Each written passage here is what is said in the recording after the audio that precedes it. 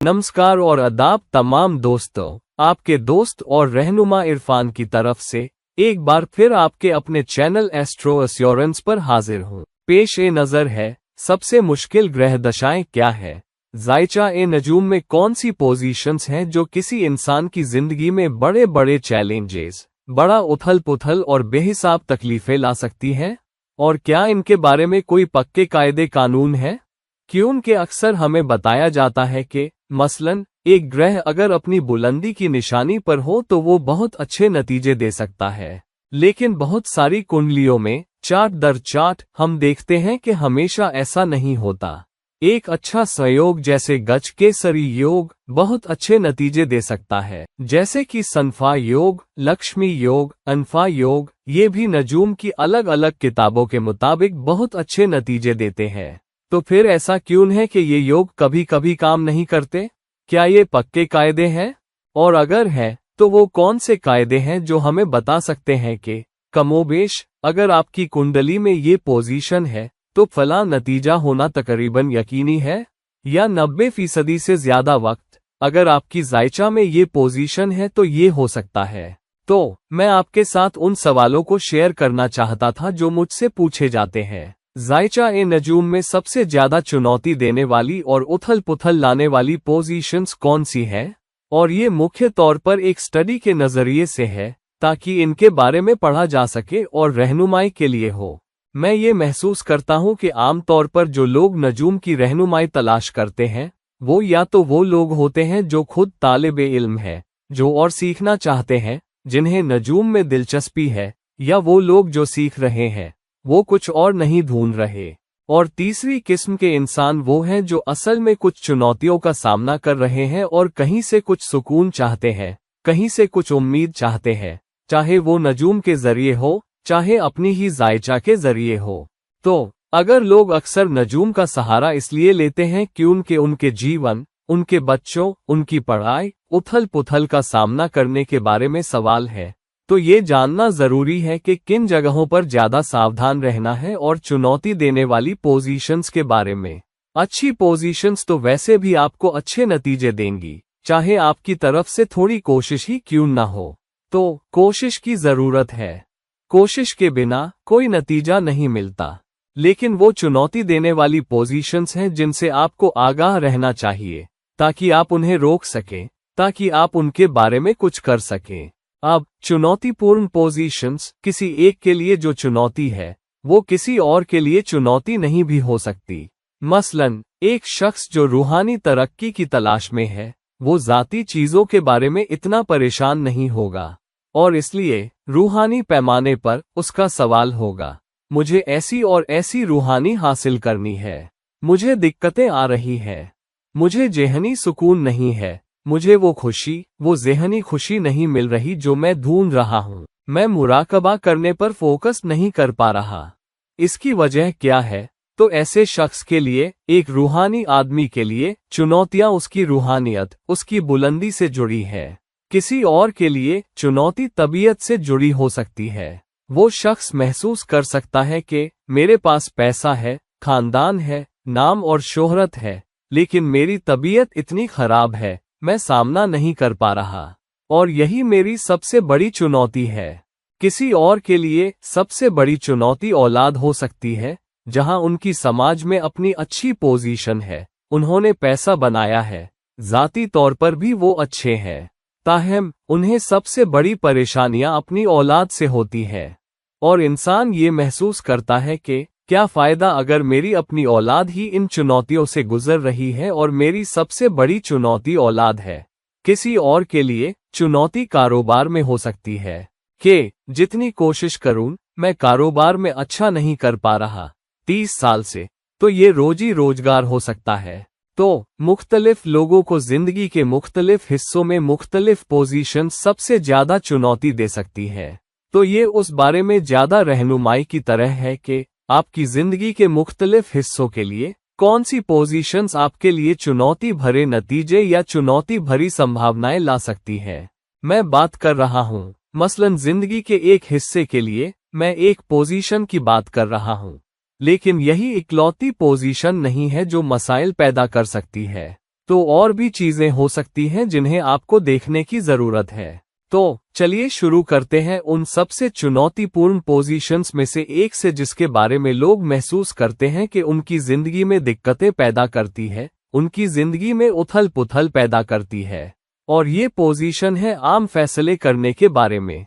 हमारी जिंदगी का ज्यादातर हिस्सा फैसले करने के इर्द गिर्द है, और हमारे चुनाव भी इस बात के इर्द गिर्द हैं कि हम अपनी जिंदगी में क्या फैसले करते हैं। लेकिन अगर फैसले करना ही एक चुनौती है तो हम सही फैसले नहीं कर पाते, इस आधार पर कि हमें ये करना है या वो, और ये चुनना मुश्किल है कि क्या चुने, क्या करियर चुने, या किस लड़की से शादी करें, या किस शहर में जाएं, या कारोबार करें या नौकरी करें, वगैरह वगैरह। तो फैसले करना, खास तौर पर जब आप मुश्किल चुनावों में पड़ते हैं, एक चुनौती है। क्या चीज फैसले करने में बहुत बड़ी रुकावट बन सकती है, और कौन सी पोजीशंस उसे पैदा कर सकती हैं? होरा शास्त्र में एक श्लोक कहता है, अगर बुध और चांद दोनों ही बुरी हालत में हों, बुरी ताकत वाले हों, बुरे पहलू और मिलाप वाले हों, तो ऐसा इंसान कभी कभार ही अक्लमंदी की पैनी तासीर और फैसले करने की सलाहियत दिखा पाएगा। बुध तज्जुबा करने का ग्रह है और आपको तज्जुबा करने की सलाहियत देगा, और आपको पैनापन भी देगा, चालाकी भी देगा, और हुनर ए तदबीर भी देगा। और चांद वो ग्रह है जो दिमाग और दिल, जज्बात दोनों की नुमाइंदगी करता है। तो अगर चांद बहुत मजबूत है तो जज्बाती सतह पर और सोच की सतह पर आप ज्यादा मुतवाजिन होंगे, आप जज्बाती तौर पर स्थिर होंगे, आप जज्बाती तौर पर समझदार होंगे। लेकिन अगर बुध और चांद दोनों किसी मुश्किल जगह पर है, मसलन अगर दोनों में से कोई राहु या केतु से ग्रसित हो, या दोनों सूर्य की जलन से जले हुए हों, कम स्टेट, और दोनों ही नीच राशि के हों और उनके साथ बुरे ग्रह हो या उन पर बुरे ग्रहों की नजर हो, तो फिर जाहिर है कि ऐसे इंसान को जिंदगी भर फैसले करने के बारे में चुनौतियों का सामना करना पड़ेगा। बृहस्पति वो ग्रह है जो आपको एक अक्लमंदाना फैसला करने में मदद करेगा। अमली नजरिए से जानने की सलाहियत के जरिए के डाटा आपको क्या बता रहा है और उससे क्या नतीजा निकलता है, वो बुध देगा। बृहस्पति आपको सिर्फ अक्लमंदी का चुनाव करने में मदद करेगा, लेकिन आखिर में फैसला ज़ेहन करेगा, अमली और जज्बाती दोनों पहलुओं को ध्यान में रखते हुए।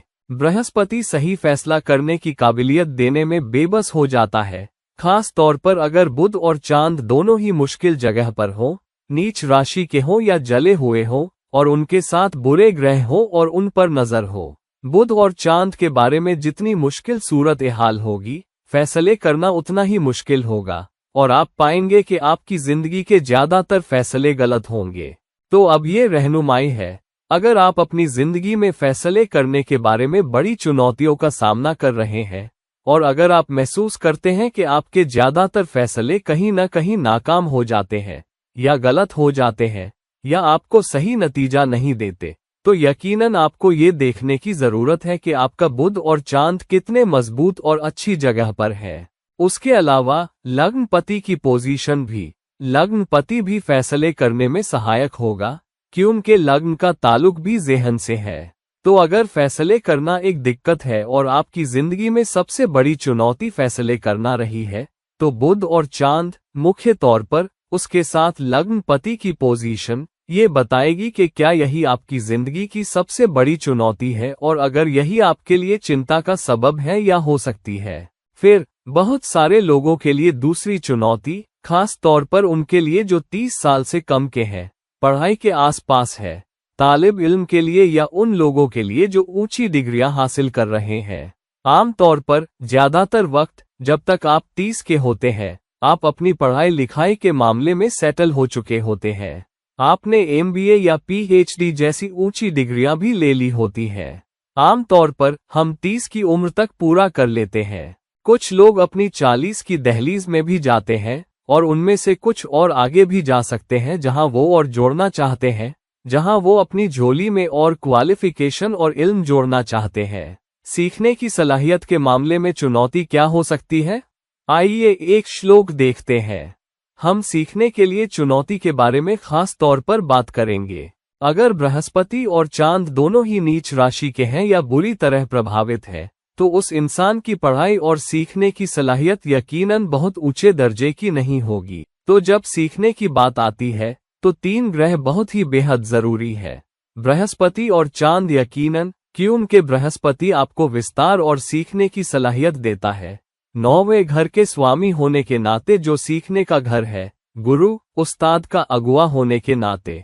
तो अगर आप पढ़ाई या किसी भी मजमून के बारे में ऊंची सीख में बहुत अच्छे बनना चाहते हैं, अगर आपका बृहस्पति कमजोर है तो उस मामले में आप ऊंची सीख हासिल नहीं कर पाएंगे।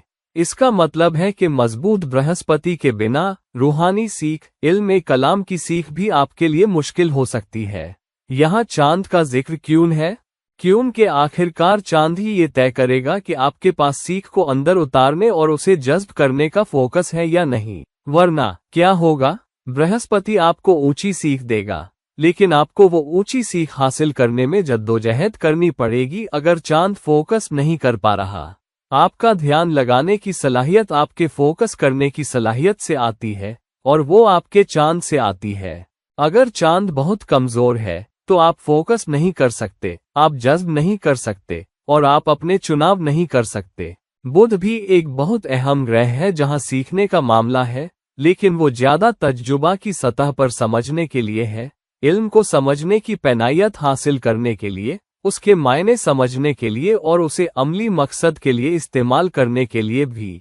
और इसलिए बृहस्पति और चांद आपको सीखने, जज्ब करने, फोकस करने की सलाहियत देंगे, जबकि बुध आपको तजुर्बा की सलाहियत देगा कि मजमून को और करीब से समझें और उसे और हुनरमंदी और अमली सतह पर जज्ब करें।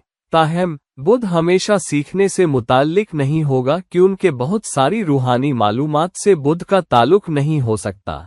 वहाँ बृहस्पति और चांद मुख्य ग्रह हैं। दुनियावी सतह पर जब आप तालीमी क्वालिफिकेशन चाहते हैं, बुध बहुत बहुत अहम है। जबकि अगर आप किसी भी मजमून के बारे में आम सीख की बात कर रहे हैं, किसी भी मौजू के बारे में, चाहे जाती हो, क्वालिफिकेशन के लिहाज से हो या रूहानी सीख हो, बृहस्पति और चांद अहम और बहुत नाजुक है।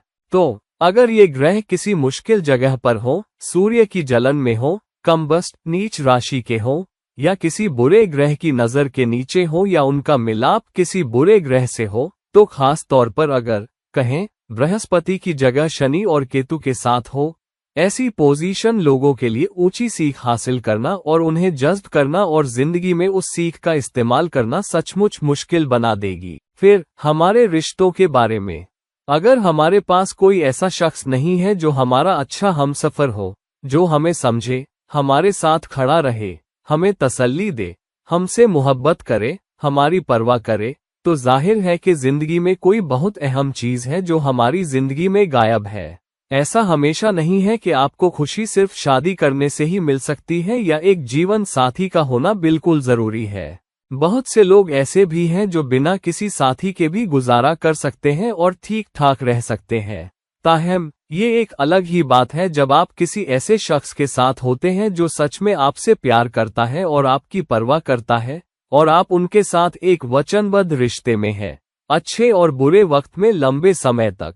आपके रिश्तों की सूरत हाल कैसी होगी, ये उन मजबूत ग्रहों की पोजीशन से सचमुच सामने आ सकता है जो जायचा ए नजूम देती है। अब कोई जमानत नहीं है कि मजबूत पोजीशन का हमेशा मतलब अच्छा रिश्ता होता है। ताहम चुनौती देने वाली पोजीशंस हमेशा आपको पक्के तौर पर चुनौतियां या उथल पुथल देंगी जो आपके जीवन में आ सकती है।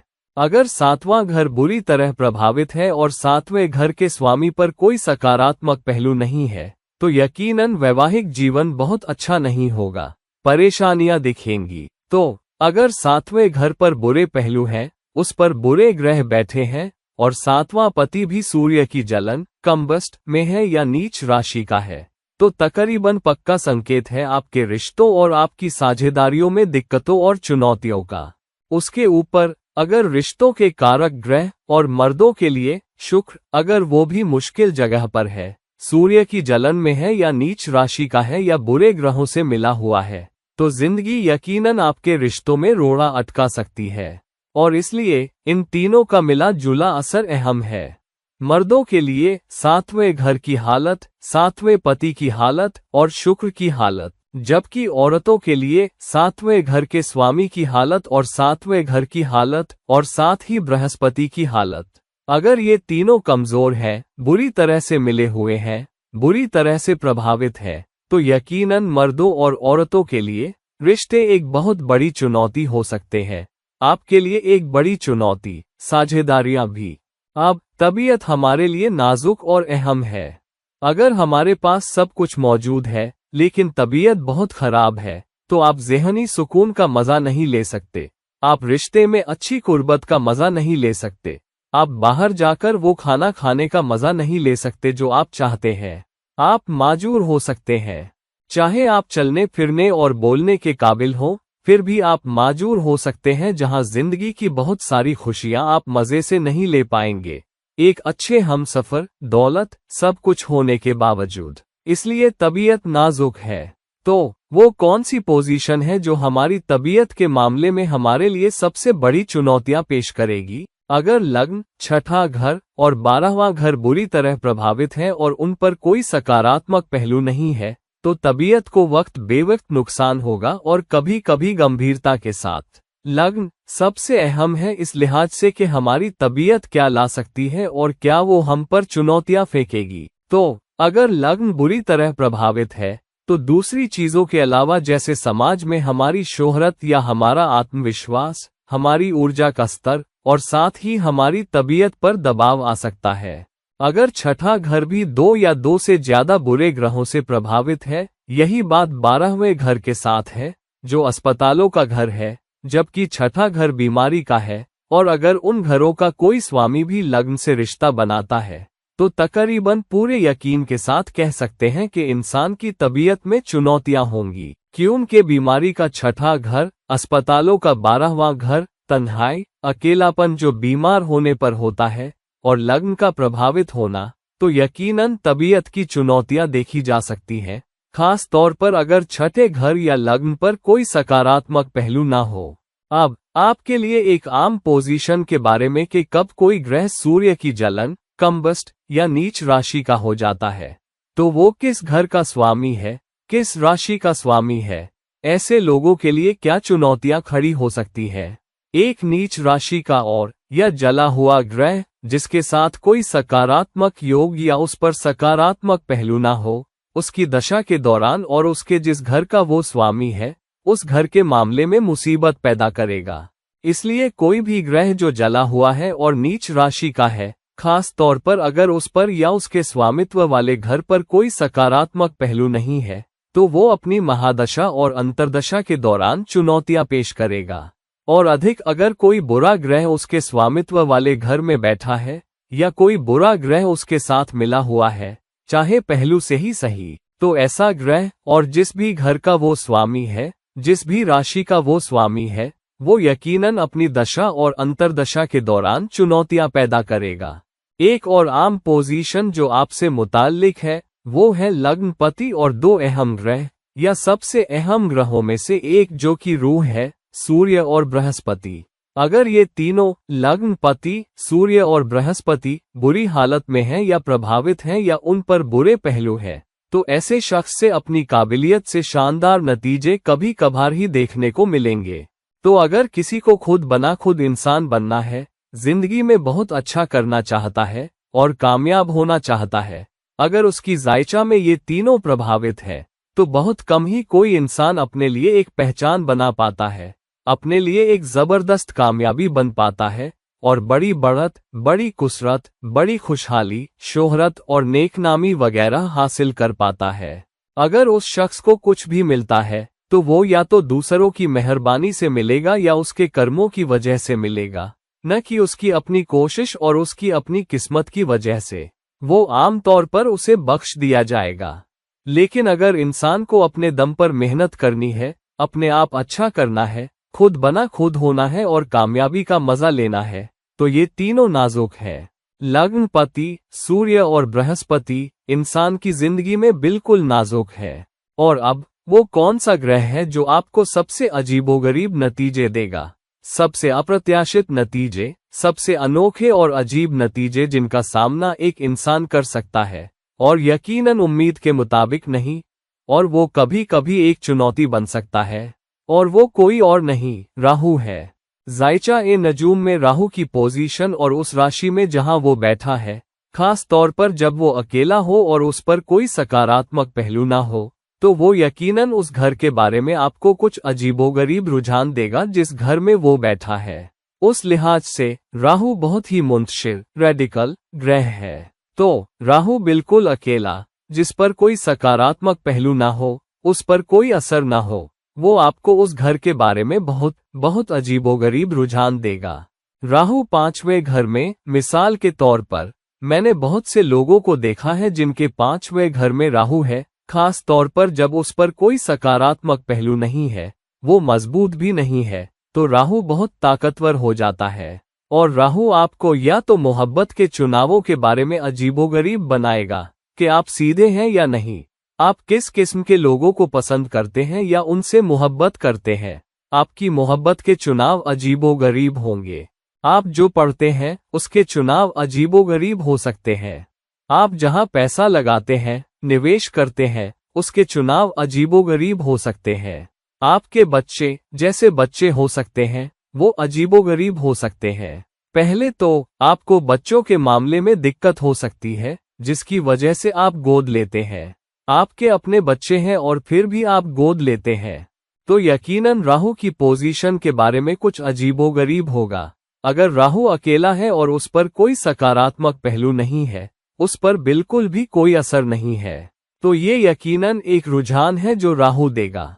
तो अब ये हैं कुछ आम पोजीशंस जिंदगी के तकरीबन 4-5 हिस्सों के बारे में, जो आपके लिए बड़ी चुनौतियां, बड़ा उथल पुथल ला सकती है।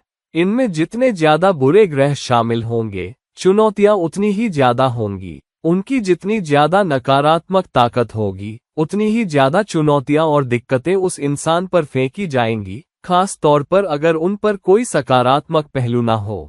तो इस रहनुमाई को लीजिए अपनी जायचा ए नजूम समझने के लिए, अपनी पोजीशन समझने के लिए, और देखिए कि कौन सी शायद आपको ज्यादा दिक्कतें दे रही है। जिंदगी के जिस हिस्से में आप सबसे बड़ी दिक्कतों का सामना कर रहे हैं, वो कौन सा है, और फिर देखिए कि उस घर का स्वामी, जिस घर से जुड़े मामले में आप चुनौतियां झेल रहे हैं, साथ ही उस घर का कारक ग्रह, और अगर उस घर में कोई और ग्रह बैठा है, तो वो कैसी और किस तरह की ऊर्जाएं और इकट्ठे असर की सतह पर ला रहे हैं, और आपको क्या नतीजा दे रहे हैं, और उसकी बिना पर उसे देखिए, और फिर आप फैसला ले सकते हैं कि उसका सामना कैसे करना है, उसे कैसे रोकना है, और मुसीबत से कैसे बाहर निकलना है। दोस्तों, अगर आपको ये वीडियो पसंद आया, तो प्लीज इसे शेयर करें और प्लीज मेरे चैनल को सब्सक्राइब करें। और अगर आप मुझसे ज़ाती सलाह मशविरा, पर्सनल कंसल्टेशन लेना चाहते हैं, तो प्लीज मुझसे नीचे दिए गए लिंक्स पर राब्ता करें। और उस वक्त तक किसी और वीडियो के साथ ये रहे आपके दोस्त और रहनुमा इरफान। फिलहाल रुखसत। नमस्कार।